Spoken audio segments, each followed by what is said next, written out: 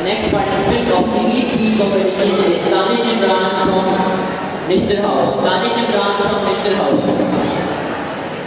The topic of his speech is where the world is coming to.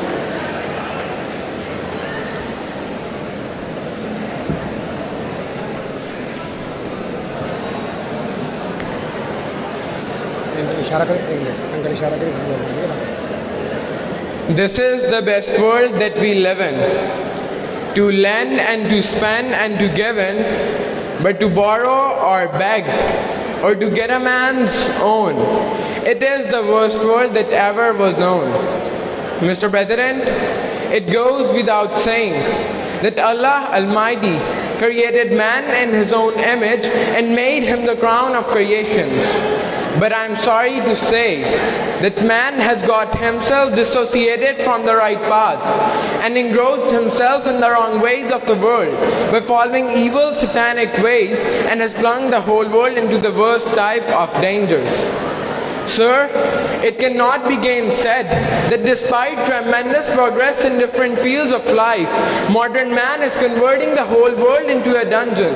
In this world, we see that the weak and the poor are pushed to the wall and they are thrown in the ditch of tortures and pains, while the strong and the rich are welcomed and shown the way of glory and pleasures. Mr. President, through liberty and freedom is a birthright of man, yet some cruel people snatch this right from those who are weak. The tyrants take all kind of benefits out of them, and the poor and oppressed people are left without the bare necessities of life. Their voice is suppressed, their right of expression is snatched, and they are treated just like slaves.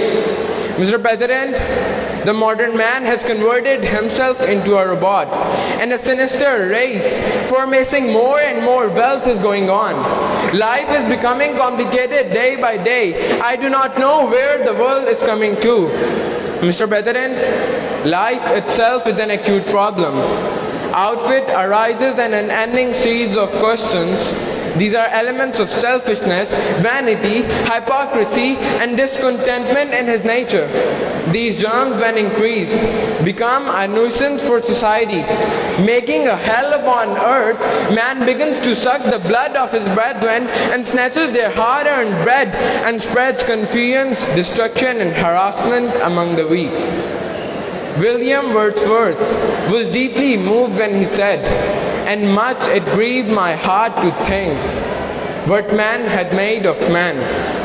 Mr. President, when the desires of poor children remain unfulfilled, when the smiles from their faces fade away, when the family next door sleeps empty stomach, when the whole society is filled with depression, frustration and aggression, when income inequality has grown to astronomical level, when a poor man does not even have money for his deteriorating health, when justice is not served, rather bought, then I can say that the coming time is the time of big trial.